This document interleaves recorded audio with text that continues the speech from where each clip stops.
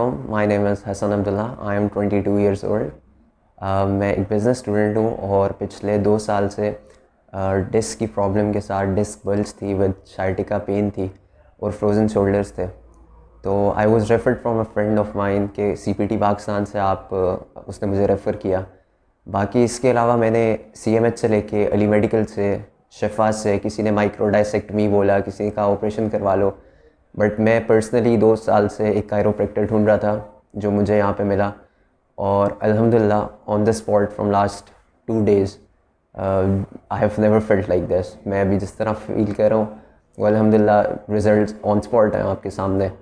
और ये है कि सबको हाईली रिकमेंड करूँगा कि आप लोग भी अपना अगर इलाज है anything related to your spine, आपको अगर डिस्क का मसला है, आर्थराइटिस का मसला है, आप लोग डेफिनेटली यहाँ पे आएँ और बहुत अच्छा इलाज है। और ये है कि अवेयरनेस इतने लोगों को है नहीं, बट मैं समझता हूँ कि अगर आ जाती है तो इससे बेहतर इलाज इसका कोई है नहीं। Thank you so much.